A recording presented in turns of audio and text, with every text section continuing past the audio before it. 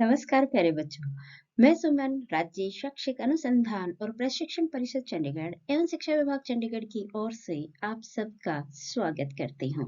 बच्चों, इस वीडियो में हम कक्षा 7वीं विषय विज्ञान के अध्याय 8 पवन, तूफान और चक्रवात के भाग 1 की चर्चा करेंगे। इस भाग में जिन बिंदुओं पे हम चर्चा करेंगे वो है वायु दाब डालती है। उसके बाद हम जानेंगे कि पवन का वेग बढ़ने पर वायु दाब घट जाता है।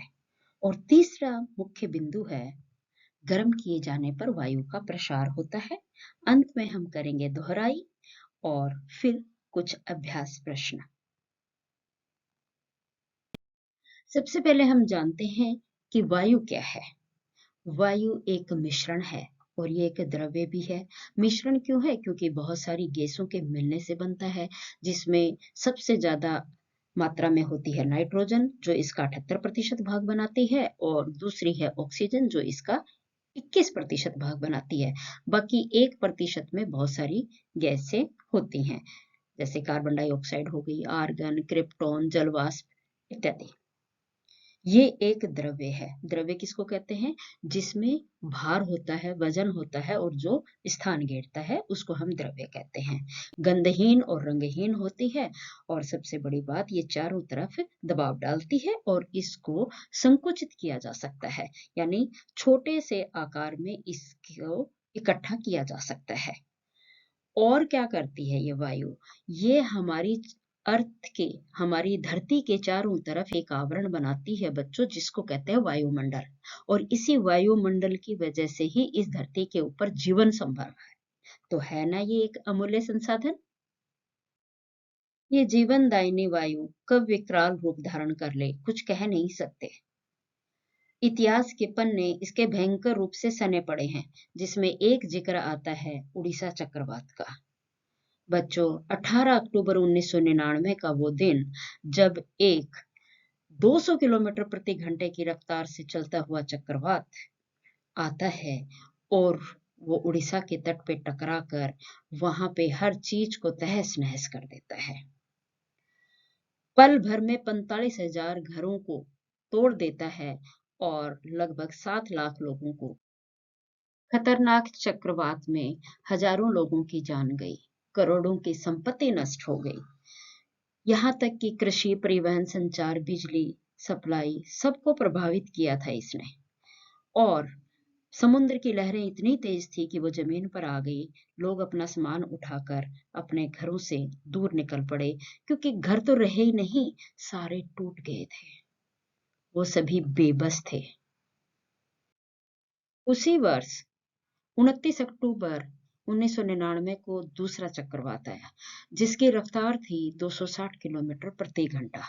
और इस वेग ने समुद्र की लहरों को 9 मीटर की ऊंचाई तक उठा दिया।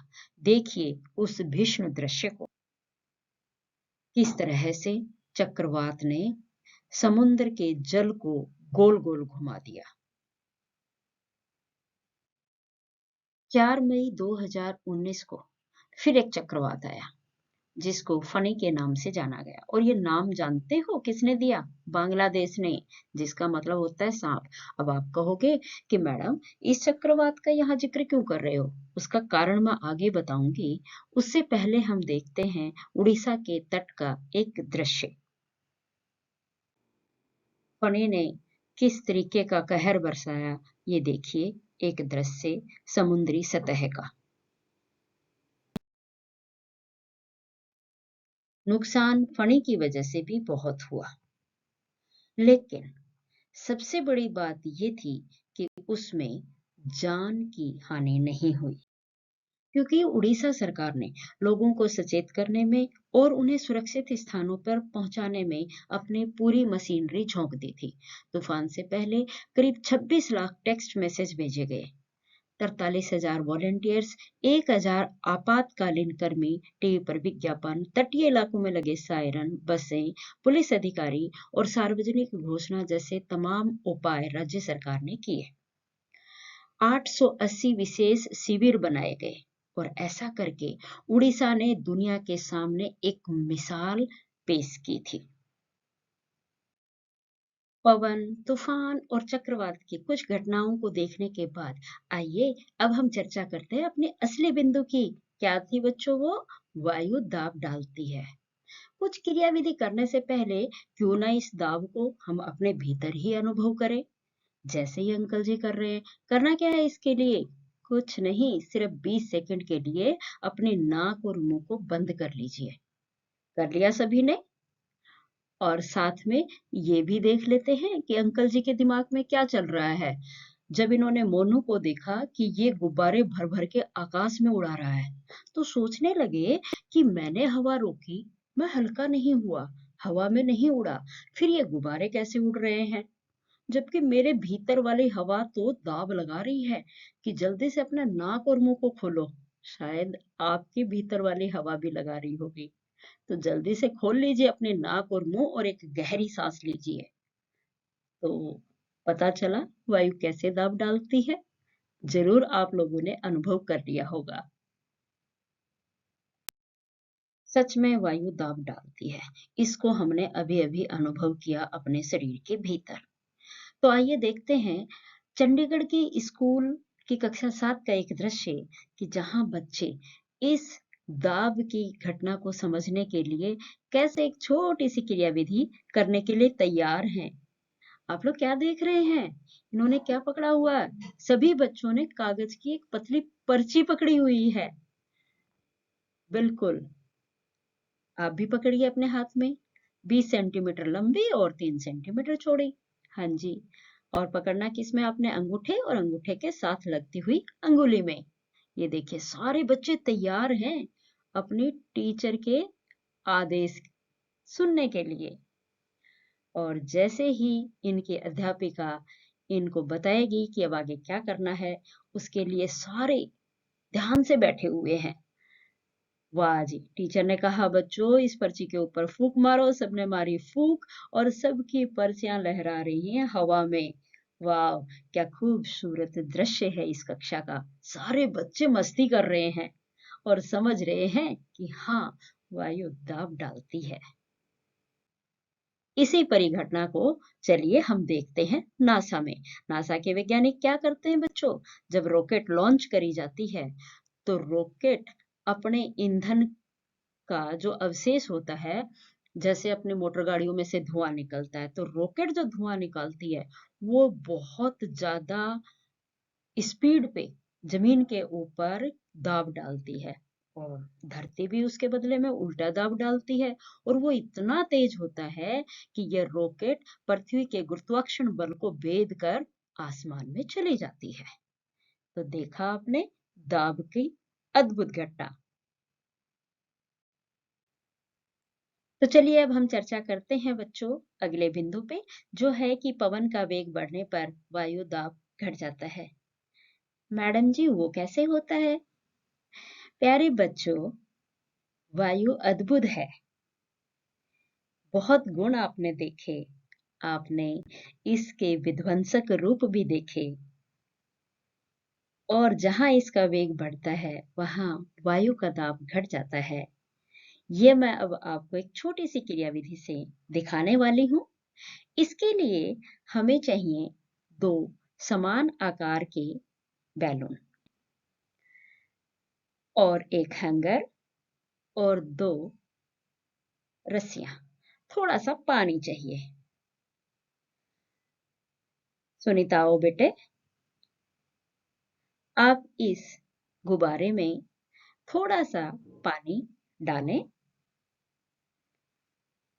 पानी भरने के पीछे का हमारा उद्देश्य है कि इसमें जब मैं हवा भरूं तो ये एक जगह पे टिक के रहे। नहीं तो क्या होता है, ये हल्के होते हैं और एक जगह पे टिक के नहीं रहते। तो देखो बच्चों, मैंने इसमें हवा भर ली है और इसको धागे से बांध दिया है। दोनों गुब्बारों के साथ हमने ऐसा ही करना है।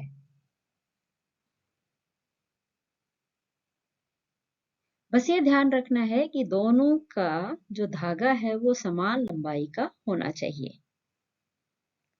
चलो तो मैं अब इन दोनों गुब्बारों को इस हैंगर के दोनों साइड बांध देती हूँ। ये लो जी, मैंने बांध लिए हैं। अब हम समझेंगे कि वायु का वेग बढ़ाएंगे तो वायु दाब कैसे घटेगा। देखो क्या करना है, जब हम अपने मुंह से इन गुब्बारों के बीच में हवा भरेंगे तो ये दूर नहीं भागेंगे, ये एक दूसरे के पास आएंगे। कैसे करके देखते हैं।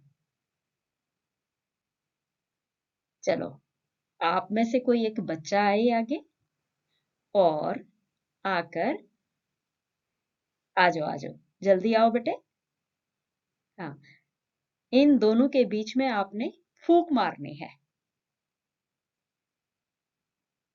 देखो अब दोनों बिल्कुल सही हैं, समान दूरी पे हैं और अच्छी जगह है इनके बीच में। जब ये बेटा इसमें से फूंक मारेगा तो क्या होगा, देखिए। चलो मारो फूंक। ये क्या, फूंक मारने पे एक दूसरे के पास आ रहे हैं। ये ऐसा क्यों हो रहा है, ये तो जादू हो भाई, तालियां बजाओ जोरदार, शाबाश शाबाश।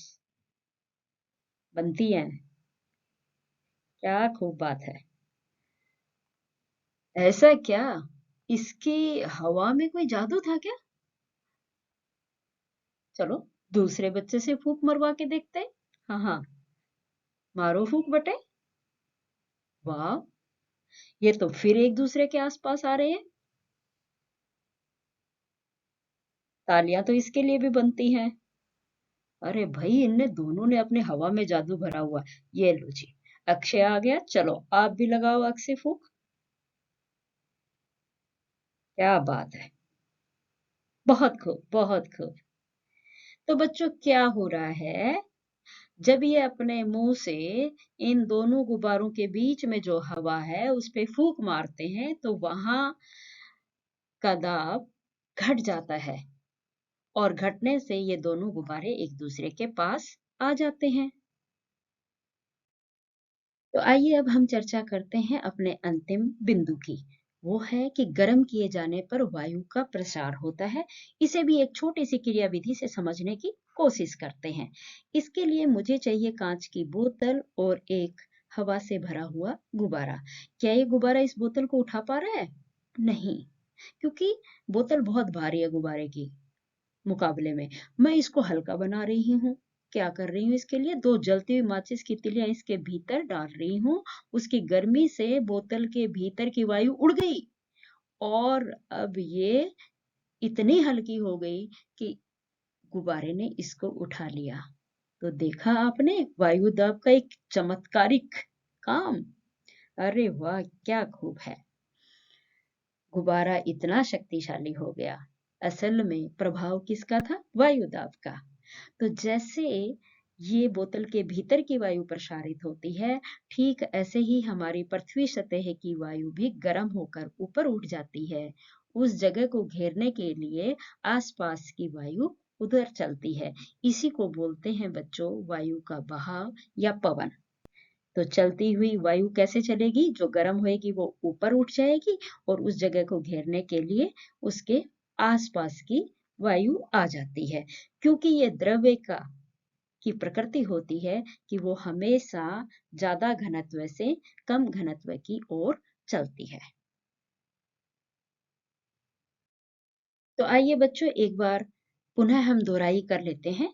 हमने सबसे पहले जाना कि वायु क्या है और कौन कौन सी गैसों का ये मिश्रण है। उसके बाद हमने कुछ प्राकृतिक आपदाओं को भी देखा, चक्रवात के नुकसान भी देखे। उसके बाद हमने अपने मुख्य बिंदुओं की चर्चा की, जिसमें सबसे पहले बिंदु था वायु दाब डालती है, जिसे हमने क्रियाकलाप से भी समझा और साथ में अपने शरीर के भीतर भी अनुभव किया। फिर एक अन्य क्रियाविधि से हमने जाना कि पवन का वेग बढ़ने पर वायु दाब घट जाता है। जब दो बराबर लंबाई के धागे से लटके हुए गुब्बारों के बीच में फूंक मारी जाती है तो वहां का वायु दाब घट जाता है और जिसकी वजह से गुब्बारे एक दूसरे के पास आ जाते हैं।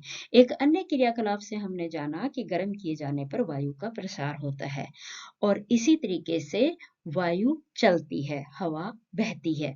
कैसे? जिस जगह की हवा गर्म होती है वो ऊपर उठ जाती है, उस जगह को घेरने के लिए उसके आसपास की वायु उस तरफ चल पड़ती है। तो अब मैं उम्मीद करती हूँ कि इस पूरी वीडियो को ध्यान से देखने के बाद आपको ये तीनों बिंदुएं बहुत अच्छे से समझ में आ गए होंगे। अगर हाँ, तो आप दीजिए इन प्रश्नों का उत्तर जो मैंने अभ्यास के रूप में आपके लिए तैयार किए हैं। पहला प्रश्न मेरा आता है बच्चों कि वायु किसे कहते हैं? और दूसरा प्रश्न है कि दो गुब्बारे ए और ब लेकर उनमें एक में अपने मुंह से हवा भरनी है और दूसरे में भरनी है साइकिल पंप से। पहले इस क्रियाकलाप को करिए, फिर मुझे बताइए कि कौन सा गुब्बारा ऊपर उड़ता है और क्यों, कारण भी आप बताएंगे। मेरा तीसरा प्रश्न है कि इन तीन प्राकृतिक आपदाओं के नाम बताइए। और अगला है कि हमें कौन सी वायु सबसे अधिक प्रिय है, मतलब पवन, तूफान और चक्रवात में। और पवन क्या है? धन्यवाद।